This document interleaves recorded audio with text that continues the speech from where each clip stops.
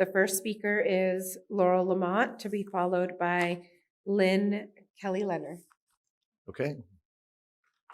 Welcome. Hi. All right. So I looked through that RCOG 58-page document, and to the best of my knowledge, we don't have either CLTs or RHT. Just the 2 years ago, the research paper, right? That's all we have is the initiative and the information on it.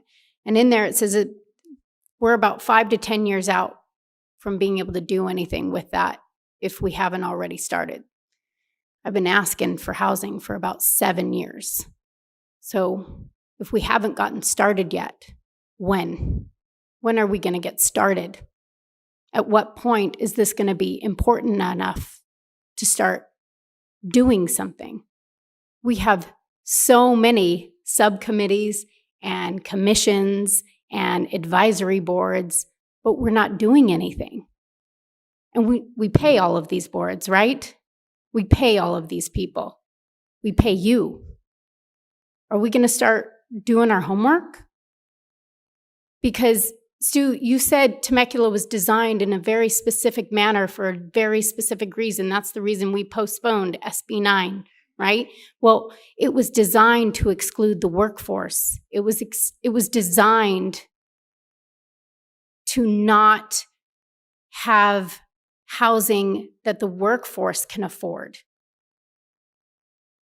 Are we going to fix that?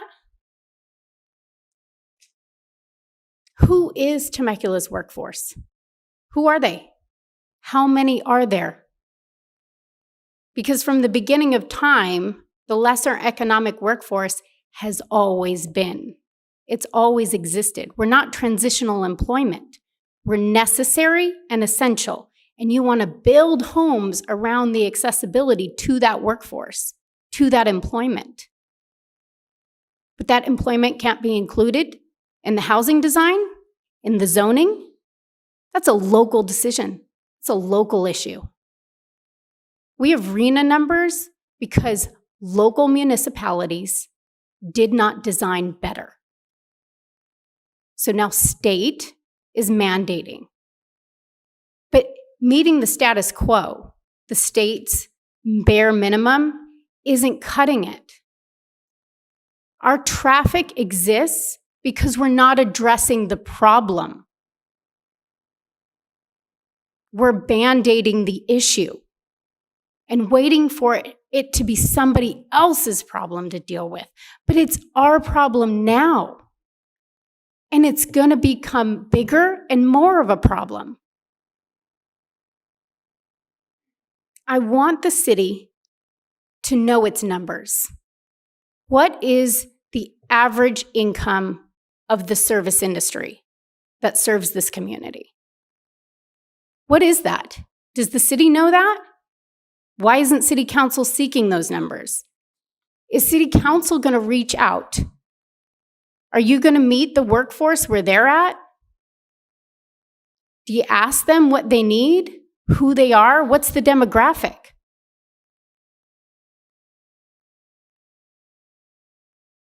Who are our affordable housing tenants?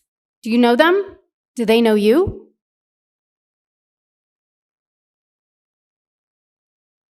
Are you going to do something? Are you going to start to educate yourselves? Or are you just going to keep relying on city staff to feed you information? Are you going to do your own homework? I offered you books. You said you had plenty. Let's get involved. Let's start doing something. You know why people don't trust government? Because you spin your wheels and you pass the buck. Do something. Solve problems. I don't get paid to do this, but I'm spending hours trying to understand what you don't. You specifically, City Council. Or you won't. Because you trust city staff to do what it hasn't done. Mr. City Manager? Yeah, thank you, Mr. Mayor. I wanted to add a couple things to the conversation, and some of which the speaker who left us with. Housing is going to forever, I think, in our lifetime here, be a topic of conversation. I mean, I think we've embraced it as a city. It's going to continue to be a challenge. I think there are things that some of which you heard tonight, but some things that we're doing. I just want to remind the general public, and I wanted, and Councilmember Kalfas and I talked a little bit about this. These are things that I wanted to get out there on the table. It was mentioned we don't have demographics, or we don't have workforce we do have workforce demographics. I mean, I'm nobody asked me for those, so I didn't have time to prepare those. But I'm happy to work with our economic development team, share those with the city council. You can share them with your constituents. But that data is available, and we can break it down in a number of different ways, and we'll work on getting those reports to the city council. Councilmember Alexander, you mentioned a survey. I actually don't think that's a bad idea.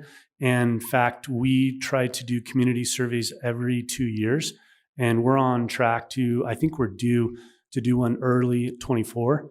And so the topic of housing, the topic of attainable housing, the topic of rating the importance of that for our community, I think we should add that to our list of things that should go into the survey instrument. And so I wrote that down. The other thing that was mentioned by you, Mayor, and I don't know or profess to know how this may work, but what I think the speaker is looking for is sort of a public-private partnership attainable housing model that may include government, but it also has to include corporate America. And then that's the only way you can sort of replace the absence of redevelopment funding to buy down the cost to build something that is lower than the market rate, right? And we don't have that redevelopment dollar. So, I don't also mind offering, talking to some of our larger employers. And we can do that as a city staff, the Abbotts of the world, the Costcos, the UHSs, and see if they are having trouble or their employees are having difficulty identifying local housing, and what does that look like, and what do those volumes look like? Because they could be that investor that steps in and works with the city, and we identify land. So, that's something we can continue to look at. Surplus Land Act, I don't want to spend a lot of time on that, but the city council is entrenched in the Surplus Land Act.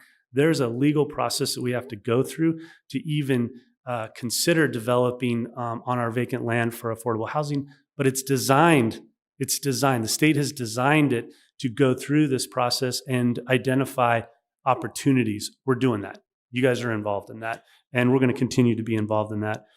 The other thing is legislation.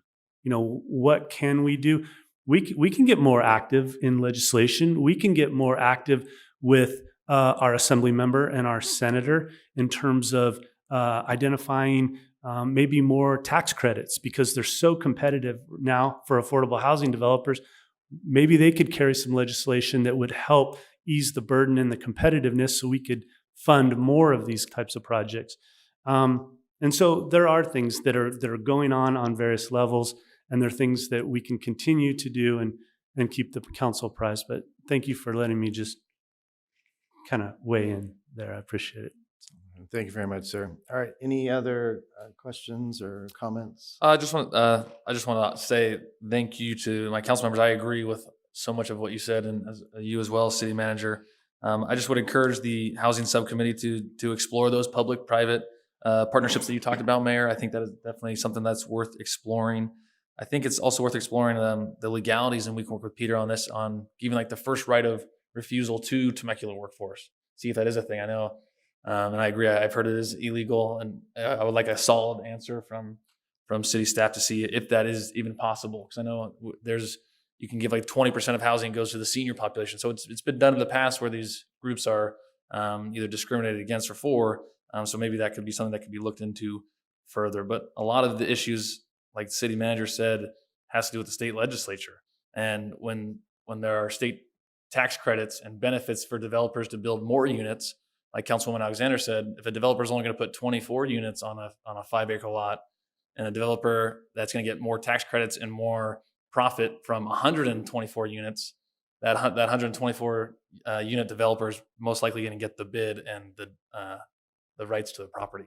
So a lot of that comes from the state legislature, and like the manager said as well, us lobbying for them to help with the developers, and that could help the local housing crisis that we are all experiencing. But no, thank you for, again, city staff for that presentation. And thank you to my council members for listening. And I think a lot of work to be done in the subcommittee. Thank you. Anything else?